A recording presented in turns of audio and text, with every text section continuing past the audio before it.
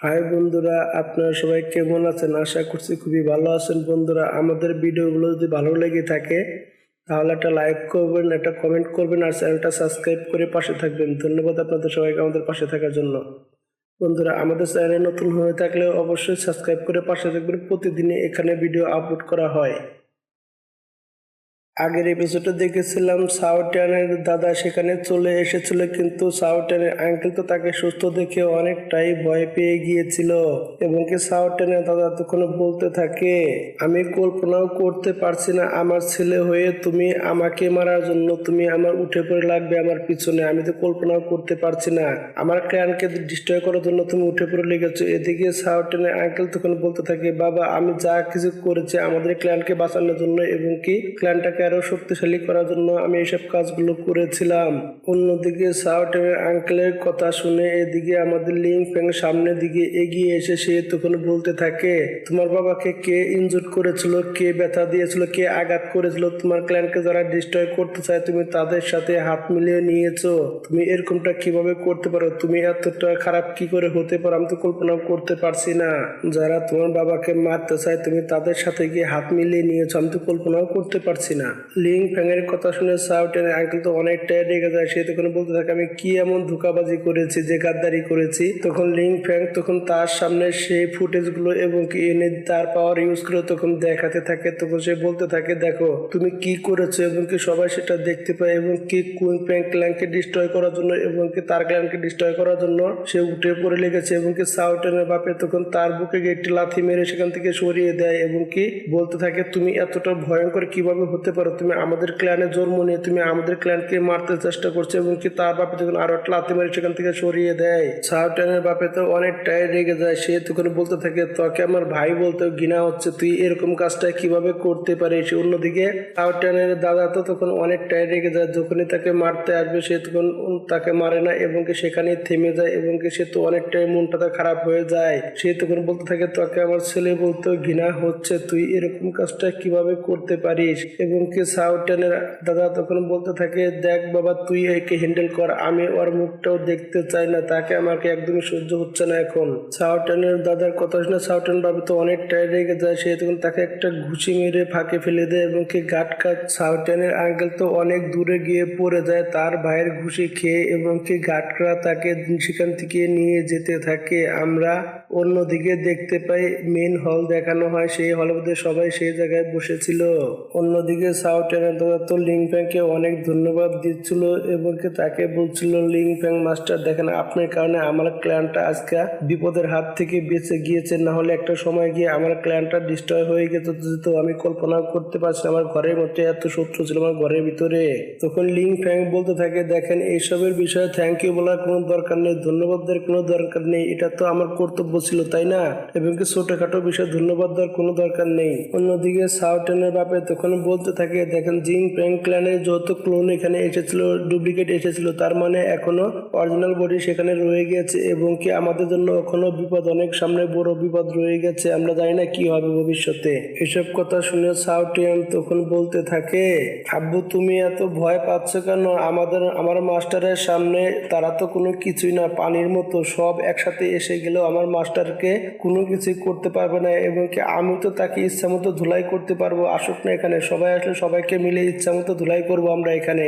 এসব কথা শুনে তখন সাউটেন দাদা তখন বলতে থাকে, দেখো আমরা জানি এখন আমাদেরকে লিং ফ্যাং মাস্টার প্রোটেক্ট করতেছে, রক্ষা করতেছে, কিন্তু লিং ফ্যাং মাস্টার যখন এখান থেকে চলে যাবে তখন তো আমাদের সাথে একটা যুদ্ধ সৃষ্টি হবে, সেই যুদ্ধে কিভাবে মোকাবেলা করবো আমি সেটাই চিন্তা ভাবনা করছি। অন্যদিকে এসব কথা শুনে লিং ফ্যাং তখন বলতে থাকে, আপনি তো টু গড রিয়ালামে পৌঁছে গিয়েছেন, টু গড রিয়ালামে পৌঁছার গিয়েছেন যেহেতু আপনাকে চিন্তা করতে হবে না, আপনাকে আমি একটা টেকনিক দিয়েছিলাম, আপনি সেই টেকনিকটা মাস্টার করার চেষ্টা করেন। ওটা হচ্ছে কিলিং ফরমেশন, সেটা একবার যদি আপনি টেকনিক করে নিতে পারেন, মাস্টার করে নিতে পারেন, তাহলে আপনার সামনে কেউ টিকতে পারবে না। আমার জানা মতে জিংপিং ক্ল্যানের অ্যানসেস্টার আমার জানা মতে সে কিছু প্র্যাকটিস করছে, তার ওই প্র্যাকটিস যে তুই শেষ না হবে সে ওখান থেকে কোনোদিনও বের হবে না এবং কি আপনার ক্ল্যানে কোনোদিনও আঘাত করবে না। আমার জানা মতে ওই প্র্যাকটিসটা কমপ্লিট করতে না পারবে এ তুরি তারা এখানে আসবে না, আমি ভালো করেই জানি। এবং কি তারা যখন দুনো ক্ল্যান মিলে যখন এখানে আসবে তাদেরকে একসাথে আমরা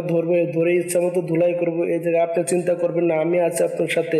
অন্যদিকে লিং ফ্যাং এর কথা শুনে তখন সাও টিয়ান বলতে থাকে, মাস্টার আপনি ঠিক কথা বলেছেন, আমি আপনার সাথে আছি, সমস্যা নেই। এবং কি আমার তো মনে হচ্ছে না সেই বুড়ো লোকটি মনে হচ্ছে সেই টেকনিকটি চালু করে কমপ্লিট করতে পারবে এবং কি জিংপিং ক্ল্যানে সেই মাস্টারটি চালু করে সেই টেকনিকটা মাস্টার করতে পারবে না এবং কি ব্রেক থ্রু করতে পারবে না, আর সে এর আসবে না। আমাদের কাছে অনেক সময় আছে, আত্মে চিন্তা করার কোনো প্রয়োজন নেই। এইসব কথা শুনে তখন সাও টিয়ানের বাপে তখন লিং ফ্যাংকে বলতে থাকে, লিং ফ্যাং মাস্টার আমি তো জানি অবশ্যই বিং বিং এবং কে সিয়াউনকে সারানোর জন্য অবশ্যই আসবে তার বাপ মা, তাদের কাছ থেকে আমরা কি নিতে পারি? আপনি কি বলছেন লিং ফ্যাং মাস্টার, কি নিব বলেন দেখি আপনি? সাও টিয়ানের বাপের কথা শুনে লিং ফ্যাং কিছু বলতে যাবে তখনই মাঝখানে সাও টিয়ান চলে এসে বলতে থাকে, বাবা তুমি এইটা কেমন কথা বলছো? বাবা আমরা ডিভাইন লিকুইড চাইবো, আর না হলে পরে ডিভাইন ওষুধ গাছ চাইবো, আমাদেরকে দিতে হবে। এইসব জিনিস ইউজ করে আমরা, দেখো বাবা আমরা ওইসব জিনিসগুলো ইউজ করে আমরা খুবই সহজে অনেকটাই পাওয়ারফুল হতে পারবো এবং কি আমাদের সেই জিনিসগুলো খুবই প্রয়োজন। বাবা তুমি কি বলছো? এদিকে সাও টিয়ানের দাদা তখন বলতে থাকে, আমাদের 20 রিলেমের ভিতরে এবং কি 3টা ক্ল্যান মিলে একত্র হয়ে আমরা আমাদের এনশিয়েন্ট রুইনের ভিতরে 3টি ক্ল্যান মিলে আমরা একত্র হয়ে কাজ করি, হেডমাস্টার একত্র হয়ে আমরা সবাই কাজ করি। 3 ক্ল্যান মিলে আমরা যে ডিসিশনটা নেই বেশিরভাগই ডিসিশন নেওয়া হয় জিংপ্যাং ক্ল্যানের সেই মাস্টারটির হাতে সবকিছু বেশিরভাগই থাকে, কারণ সে অনেকটাই পাওয়ারফুল আমার চাইতেও। লিং ফ্যাং তখন এইসব কথা শুনে বলতে থাকে, তাহলে আমরা গিয়ে সেই জিনিসটা তার কাছ থেকে আমরা সবাই মিলে ছিনিয়ে নেই, সিক্রেট রিলেমটাই ছিনিয়ে নেই তার কাছ থেকে।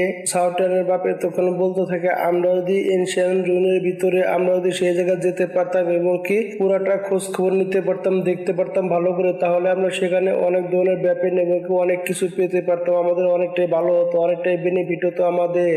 এসব কথা শুনে সাও টিয়ান তো অনেকটাই খুশি হয়ে যায়। সাও টিয়ান তখন বলতে থাকে, মাস্টার তাহলে আমাদের সেই জায়গায় যাওয়া উচিত, তাহলে আমরা অনেক কিছু পেতে পারি। এসব কথা বলে সাও টিয়ান অনেকটাই খুশি হচ্ছিল। অন্যদিকে আমরা দেখতে পাই সেই জায়গায় বিং প্যাং ক্ল্যানের সেই মাস্টারটি কাল্টিভেট করার চেষ্টা করছিল কিন্তু পারছিল না, তার মুখ থেকে অনেকটাই রক্ত বের হচ্ছিল, কারণ সে যে অনেকটা ইনজুর্ড হয়ে গিয়েছিল। সে তখন বলতে থাকে, আমি কল্পনা করতে পারছি না কুইং প্যাং ক্ল্যানের ভিতরে এতটা পাওয়ারফুল লোক কোথা থেকে আসলো এবং কি তারপর এতটাও বেশি যা কল্পনা করারও বাহিরে, এবং কি আমার মেয়েটাও সে জায়গা আছে, বিং বিং কে আনতে যেতে হবে। বিং বিং তার সৎ মেয়ে থাকলেও বিং বিং কে খুবই ভালোবাসতো নিজের মেয়ের মতোই এবং কি সেই সব কথা ভাবছিল। তখনই তার হঠাৎ করে জেটটা তখন সেখানে এনার্জি ফ্লো করতে থাকে এবং কি সেই জায়গায় তখন সাও টিয়ানের বাপের একটি ক্লোন চলে আসে, এনার্জি ক্লোন সেই জায়গায় চলে আসে। এইসব জিনিস থেকে সেই লোকটি তো অনেকটাই ভয় পেয়ে গিয়েছিল এবং কি তখন সাও টিয়ানের বাপে বলতে থাকে, তোমার মেয়েকে সুস্থ ভালো মতো সেখানে ফিরিয়ে আনতে চাইলে 10 বোতল ডিভাইন লিকুইড লাগবে এবং কি 10টা ওষুধি গাছ লাগবে ডিভাইন গাছ এবং কি 2000 হাই গ্রেড স্টোন লাগবে এবং কি ভালো দেখে সেই স্টোনগুলো নিয়ে তুমি চালু করে আমাদের কাছে চলে আসো, না হলে তোমার মেয়ের কি হবে আমি কল্পনা করতে পারছি না এবং কি কোনো ক্ষয়ক্ষতি হয়ে গেলে তখন তুমি আমাকে কোনো কিছুই বলতে পারবে না, এগুলো আমার হাতে নেই। এবং কি সেই লোকটি তখন অনেকটাই রেগে যায়, সে তখন বলতে থাকে, তুমি এরকমটা কি করে করতে পারো? তখন সাও টিয়ানের বাপে বলতে থাকে, দেখো আমি তোমাকে এখান থেকে ধরে নিতে পারি খুব সহজভাবে, কিন্তু আমি এরকমটা করব না, কারণ তোমাদের সাথে আগে আমাদের খুবই ভালো একটা সম্পর্ক ছিল, তুমি নিজের হাতে সম্পর্ক নষ্ট করে দিয়েছো।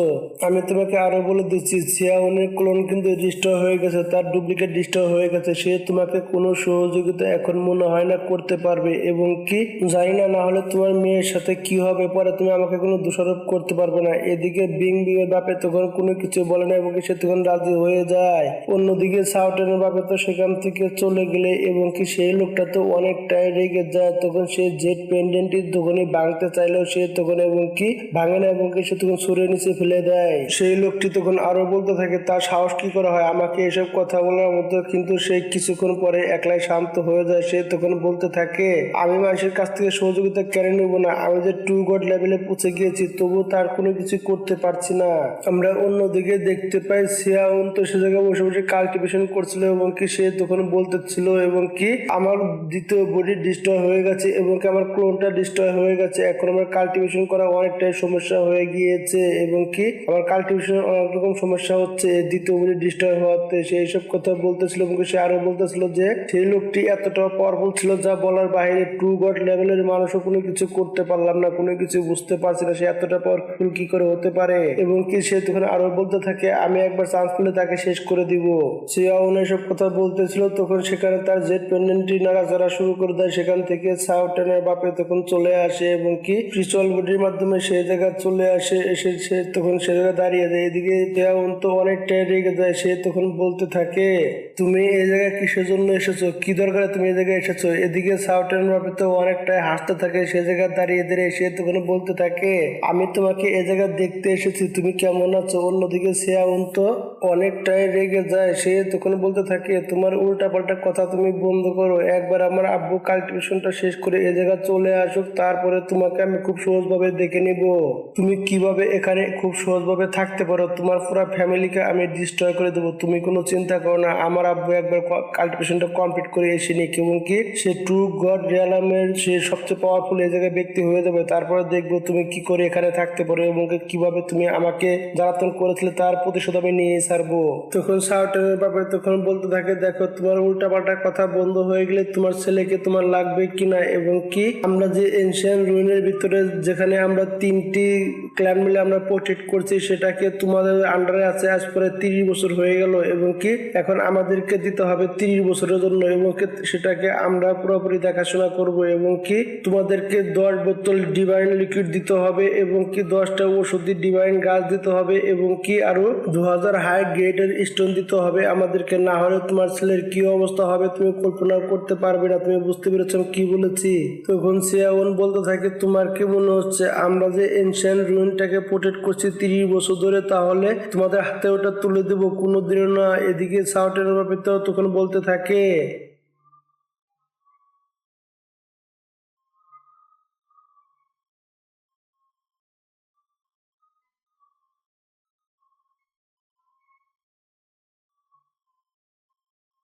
সাউটেনের বাপে তখন বলতে থাকে ঠিক আছে তাহলে তোমার ছেলের অবস্থা একটা বার দেখে নাও, তারপর তুমি কথা বলো এবং কি সেখানে তখন সেই সেই ফুটেজগুলো দেখানো শুরু করে দেয় এবং কি সাউটেন বলছিল বা তোমার ছেলে তো অনেকটাই শক্তিশালী, অনেকটাই মোটা কাটা, তাকে মেরে খুব আরাম পাওয়া যাবে, একটা থাপড় মেরে দেয় এবং কি এসব জিনিস দেখে তখন সিয়াউন বলতে থাকে ঠিক আছে আমি রাজি আছি। সিয়াউন তখন আরো বলতে থাকে যে এনশিয়েন্ট রুইন তোমাদের হাতে তুলে দিতে আমার একটু সময় লাগবে, সবার সাথে কথা বলতে হবে। এদিকে সাউটেনের ব্যাপারে তখন বলতে থাকে তোমাকে আমি 3 দিন সময় দিলাম, এর মধ্যে আমাকে জানাবে, না হলে তোমার ছেলের সাথে কি হবে আমি নিজেও বলতে পারছি না, কথাটা মাথায় রাখবে। এইসব কথা বলে সে তখন সেখান থেকে চলে যায়। এদিকে সিয়াউন তো অনেকটাই রেগে যায়। সে তখন বলতে থাকে সে যে কি নিজেকে কি মনে করছে আমি কোনো কিছু বুঝতে পারছি না। অন্যদিকে আমরা সিয়াউনের বাপেকে দেখতে পাই। সে তো সিয়াউনের বাপে একটি ফরমেশন বানাচ্ছিল এবং কি ফরমেশন বানিয়ে এবং কি সেই জায়গায় একটি পাখিকে আরো অনেকটাই পাওয়ারফুল বানাচ্ছিল। এদিকে সিয়াউন সে তখন থেকে খুশি হয়ে যায়। সে তখন বলতে থাকে ফাইনালি আমার বাপে সাকসেস হয়ে গিয়েছে, কমপ্লিট করে ফেলেছে। এদিকে সিয়াউনের বাপে তখন তার ছেলের কাছে চলে এসে বলতে থাকে এবং কি আমার এই পপেটটা এবং কি টু গড রিয়ালাম 5 এবং কি 4 লেয়ারের কাজ কাম করবে এবং কি অনেকটাই পাওয়ারফুল এবং কি সে তখন এসব কথা বলতেছিল এবং কি সিয়াউন তখন তার বাপের সামনে তাকে সম্মান জানিয়ে সে তখন বলতে থাকে তোমার নাতিকে সে ধরে নিয়ে গেছে, কুইং প্যাং ক্ল্যানে আটকে রেখেছে এবং কি তাকে খুবই টর্চার করছে এবং কি তার বদলে বাবা তোমার নাতির বদলে এবং কি এনশিয়েন্ট রুইন সিক্রেট ক্ল্যানটা 30 বছরের জন্য তারা চেয়েছে আমাদের কাছে। সিয়াউনের বাপে তখন বলতে থাকে ঠিক আছে আমার নাতিকে তুমি ছাড়িয়ে নিয়ে আসো, তাদেরকে কথা দিয়ে দাও এবং কি তা আমি জানি ওখান থেকে তারা কোনো কিছু নিয়ে আসতে পারবে না, কারণ সেই জায়গায় ট্রু গড রিয়ালামের অনেক বড় বড় ফরমেশন আছে। সেই জায়গায় তারা সেই জায়গায় গেলে খুব সহজেই মারা পড়ে যাবে, সেখান থেকে তারা কখনোই ফিরে আসতে পারবে না, আমি এটা ভালো করে জানি। তুমি তাদেরকে কথা দিয়ে দাও, সমস্যা নেই। এবং কি এসব কথা শুনে সিয়াউন তখন বলতে থাকে বাবা আপনি যেরকম বলবেন আমি সেরকমই করব। আমরা অন্যদিকে দেখতে পাই সিয়াও সেখানে চলে এসেছিল এবং কি বিং এর বাপও সে জায়গায় চলে এসেছিল তাদেরকে নিতে। অন্যদিকে আমরা তখনই দেখতে পাই লিং ফ্যাং এবং কি বিং এবং কি সে জায়গায় সাউটিয়ান সহ সবাই সে জায়গায় চলে এসেছিল। সাউটিয়ান তখন বলতে থাকে চালকেরা আমার জিনিস আমাকে দিয়ে দাও। তখন তারা ডিভাইন লিকুইড তাদেরকে দিয়ে দেয় এবং কি সাউটিয়ান তো সেই সব ডিভাইন লিকুইড পেয়ে অনেকটাই খুশি হয়ে যায়। সে তখন বলতে থাকে বাবা কতদিন পরে পেলাম, আমার তো খুবই খুশি লাগছে ডিভাইন লিকুইড পেয়ে, এখন তো আমি খুবই খুশি হয়ে গেলাম এবং কি আমি অনেকটাই পাওয়ারফুল হয়ে যাব। অন্যদিকে বিং বিং তো অনেকটাই রেগে গিয়েছিল। তখন সাউথিয়ানকে বলতে থাকে সাউথিয়ান তুমি সাধারণ শুধু ডিভাইন লিকুইডের জন্য আমার সাথে যেরকম ব্যবহারটা করেছো আমি এটা আজীবন মনে রাখবো, আমি এটা প্রতিশোধ তোমার কাছ থেকে নিয়ে ছাড়বো, কথাটা মাথায় রেখো। তখন সিয়াওয়ের ছেলে সিয়াউন বলতে থাকে বিং বিং তুমি কোনো চিন্তা করো না এবং কি আমার জিং প্যাং ক্ল্যান কুইং প্যাং ক্ল্যানকে একদম খুবই সহজে ডিস্ট্রয় করে দিবে, চিন্তা করো না। এবং কি তখন আমি তোমার এইসব জিনিসে খুবই সহজে বদলা নিয়ে ছাড়বো। এসব কথা যখনই বলছিল তখনই গার্ড তার পাছার মধ্যে একটা থাপড় মেরে সামনের দিকে পাঠিয়ে দেয় এবং কি সিয়াওয়ের ছেলে তখন সামনের দিকে যেতে থাকে। এদিকে বিং বিং তো অনেকটাই রেগে যায় এইসব জিনিস দেখে। অন্যদিকে বিং বিং তখন তার বাপের সাথে চলে যেতে থাকে এবং কি তার বাপে যাওয়ার সময় তার দিকে আঙ্গুল তুলে বলতে থাকে আমি তোমাদেরকে দেখে নিব। এদিকে সাউথিয়ান তো সেখানে দাঁড়িয়ে দাঁড়িয়ে হাসছিল এবং কি অন্যদিকে সিয়াউন তো সেই জায়গায় দাঁড়িয়েছিল তার বাপের সাথে এবং কি তখন সাউথিয়ান বলতে থাকে এবং কি তোমাদের যার যার যেটা প্রয়োজন হয় তোমরা আমার কাছে এসো, আমি সারাক্ষণ তোমাদের সহযোগিতা করার জন্য রেডি আছি, তোমরা আসো, সমস্যা নেই। তুমি ফাইট করতে চাইলে সমস্যা নেই, তোমার যখন মন চায় তখন তুমি আসতে পারো, আমি কিছুদিনের জন্য এই জায়গায় আছি, যখন আমি চলে যাব তখন তুমি অবাক হয়ে যাবে কারণ আমি তখন অনেকটাই পাওয়ারফুল হয়ে যাবো এখান থেকে যাওয়ার পর। সিয়াউনকে তখন নিয়ে আরো অনেক মজা করতে থাকে আর সাউথিয়ান বলতে থাকে মেয়েদের ধমকিতে আমি কখনোই ভয় পাই না এবং কি তাদের ধমকি দেওয়া মানায় না, তার তো ভালোবাসার লোক তাই না। এদিকে সাউথিয়ান তখন আরো বলতে থাকে সিয়াউনকে যে দেখো তুমি এখানে মাঝে মাঝে এসো, তুমি এখানে আসলে পরে তোমার পাছায় 4-5টা করে লাথি মেরে মেরে তোমার পাছাটা আমি লাল করে দেবো, চিন্তা করো না, তুমি এখানে এসো। তাকে নিয়ে অনেক মজা করতে থাকে। এদিকে সিয়াউন তো অনেকটাই রেগে যায় সাউথিয়ানের কথা শুনে সে সামনের দিকে যেতে চাইলে তখন তার বাপে তাকে থামিয়ে দেয় এবং কি তাকে নিয়ে তখন সেখান থেকে যেতে থাকে এবং কি সিয়াউন সেখান থেকে যাচ্ছিল বলছিল সাউথিয়ান তুমি আমার যে অপমান করেছো একদিন না একদিন আমি তার বদলা ঠিকই নিয়ে ছাড়বো, এসব কথা বলতে সে সেখান থেকে চলে যায়। সাউথিয়ান তখন বলতে থাকে সমস্যা নেই, তোমার যখন মন যাবে তখন তুমি চলে এসো, সমস্যা নেই, তোমার কাছে ফাইট করার জন্য আমি সারাক্ষণ রেডি আছি তোমার সাথে, তুমি চলে এসো। আমার মনে হচ্ছে না বিং বিং তোমার পিছনে পড়ে থাকবে এবং কি তোমাকে ভালোবাসবে না। এসব কথা বলে তার খুবই মজা নিচ্ছিল। এরই সাথে সাথে বন্ধুরা এপিসোডটাও শেষ হয়ে যায়। বন্ধুরা আমাদের ভিডিও যদি ভালো লেগে থাকে তাহলে একটা লাইক করবেন, একটা কমেন্ট করবেন আর চ্যানেলটা সাবস্ক্রাইব করে পাশে থাকবেন। ধন্যবাদ আপনাদের সবাইকে আমাদের পাশে থাকার জন্য।